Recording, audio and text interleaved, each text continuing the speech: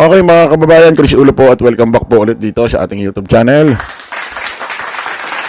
Okay, ito mga kababayan, pag-usapan lang ho natin, hindi ho natin na itapik ito nung nakaraan dahil sa sobrang busy ho dito sa boxing, no? Dito sa ginawang kabaklaan tuloy. Ginawang paghamon ho ni Barbie ba? Ano ba? Pag-usapan lang ho natin itong ginawa hong inilabas ho na decision ho ng Korte Suprema, itong Supreme Court about ho dito sa ipinail ho ng kampo, petition ho, no? Abogado yata nag-file nito, itong petition na ito, si Attorney Toron at Torion. Ha? Naglabas ho nung nakarang araw itong Supreme Court, basahin ho natin.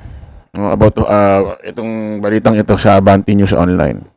Idineklara ng Supreme Court na unconstitutional ang article of impeachment laban kay Vice President Sara Duterte.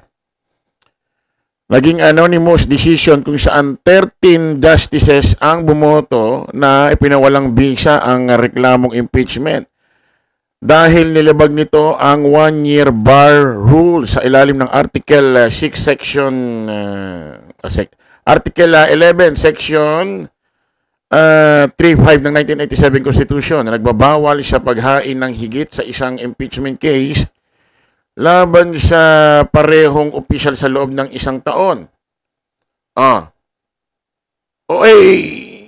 Isang impeachment lang naman yung ipinail sa loob ng isang taon na. Iba't ibang elements lang.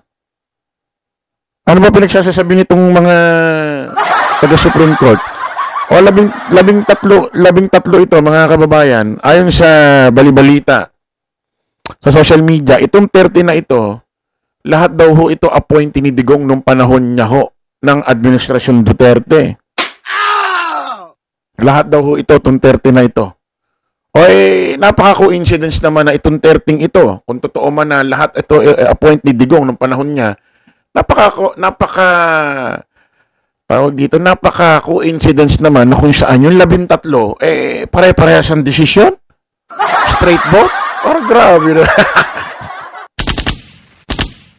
Doon pa lang malalaman mo, bias na eh. Ano?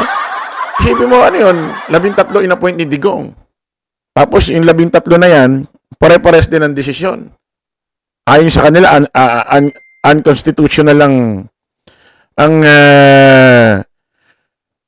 ang ginawang impeachment. Ang nakakatawa pa rito mga kababayan, according kay BP Inday Sara Duterte, nagpapasalamat siya, ganito ganyan, na i-file na para masagot na ang tamang masagot na mga tamang katanungan sa tamang venue, ganito ganyan. Di ba nagpasalamat siya? May ganung video bakit nag-file ang kampo niya na petition na kung saan ipawalang bisa itong pinirmahan ho ng 200 mahigit na ho na mambabatas dyan sa Congress. At bukod ho sa 250 na yon, may dumagdag pa, humabol pa, di ba, na 25 mga mambabatas. So para saan tayo nagpapasalamat sila na na-file daw at masasagot na yung impeachment, mga katanungan sa tamang venue, ganito, ganyan. Tapos mag-ahain sila ng petition. So, kaplastikan lang, ano? Ito ho yung mga justices, yan ho yun. Yung 13 daw dyan yung 13, ulitin natin yung 13 rito, ang naniniwala sila na unconstitutional yung hinaing impeachment. Tapos yung 13 din daw na yun daw yung inappoint ni Digong nung panahon niya. Grabe, walang kabayos. Walang kabayos-bayos sa mga katawan ngayon mga kababayan, ito hong si Speaker Martin Romualdez, actually ngayon yan, Lunes, abangan lang natin kung mangyayari, maghahain ho ng motion. Basahin muna natin. Basahin muna natin ito. And of course, we shall respect the decision of the court, but we'll also exhaust our remedies, which is we'll also be preparing a motion for reconsideration. An MR? Yes, within 15 days of our our official receipt. But it's a unanimous decision, sir, Mr. Speaker. Well, we hope that there could be probably some refinements on the decision. Mahina there's pala. an interesting post by Justice Escuna. I mean, retired Justice Escuna. Ulitin natin saglit, Reaction to mahina Supreme Court pala. ruling. Well, we are in the process of reading the decision of the court, and of course, we shall respect the decision of the court, but we'll also exhaust our remedies, which is we'll also be preparing a motion for reconsideration. An MR. Yes, within 15 days of our official receipt. But it's a unanimous decision, sir, Mr. Speaker.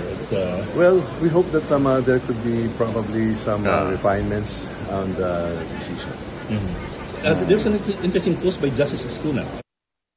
I haven't read it. No, You might want to look into it. Ah. It's very interesting. You're saying na Ay mga kababayan, basahin mo natin ito. Sinabi ni House Speaker Martin Romualdez na naghahanda na sila para maghain ng motion for reconsideration. Ito yung tinatawag na MR.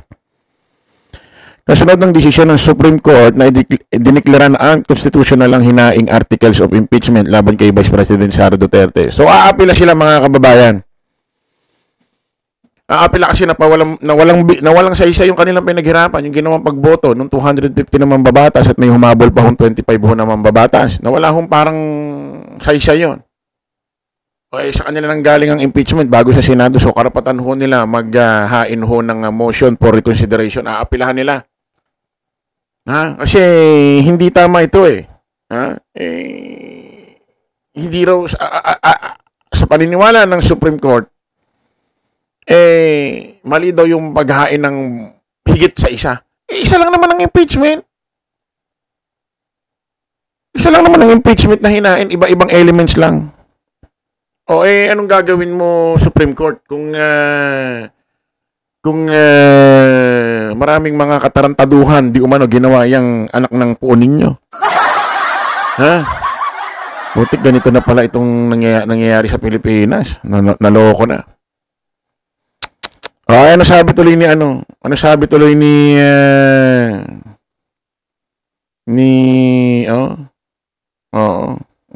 pakinggan nyo. Tuta ang Supreme Court, tuta ng mga Duterte. Ano? Tuta daw kayo dyan. Ha? Mga askal, mga shih tzu. Ha? Mga asong galisin. Yun yung ibig sabihin ni Atty. Larry Gadon. Mga tuta. Bakit tuta? Ba't di pa ginawang askal? Di niyo pa ginawang askal, di niyo pa ginawang asong galisin. Itong mga putik siya nga makakakita, 13. Inappoint ni Digong nung kanyang demonyong administrasyon. Tapos yung 13 din yun, straight ang sagot, unconstitutional. Wala man lang, kahit isa, dalawa man lang na iba ang pananaw. Masyado nyo naman pina-obvious. Abangan natin yan. Ngayong araw na to, Lunes. Maghahain ho si Speaker Martin Romualdez ang kanyang kampo ng motion for reconsideration dyan ho sa ginawang desisyon ho ng Supreme Court na ito raw impeachment, ayon sa kanila, unconstitutional. Ayon sa constitutional ng mga utak nyo.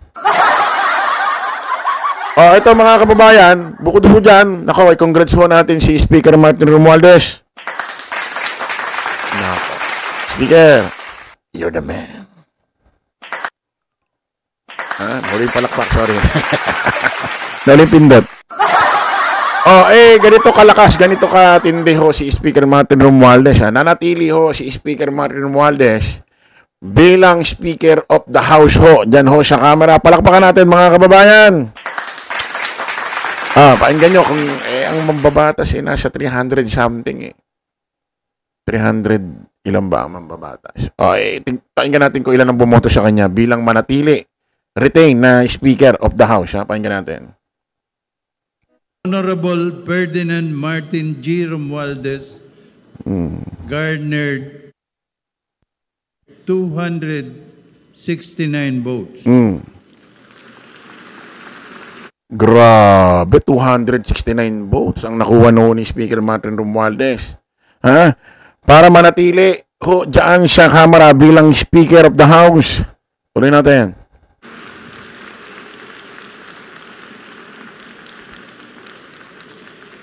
With 269 votes, the chair declares the Honorable Ferdinand Martin G. Romualdez from the 1st District of Leyte as the duly elected Speaker of the House of Representatives for the 20th Congress.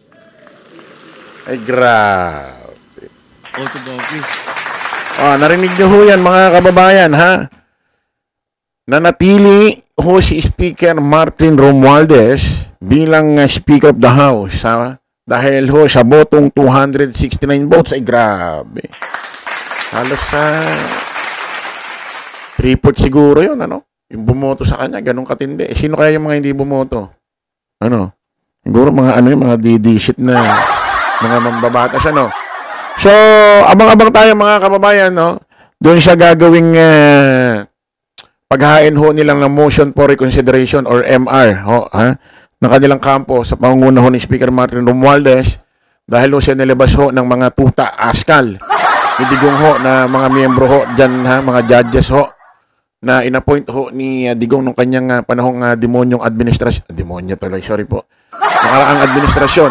Isipin mo, yung 13 sa paniniwala nila unconstitutional. Tapos yung 13 na yun, lahat appoint din ni Digong.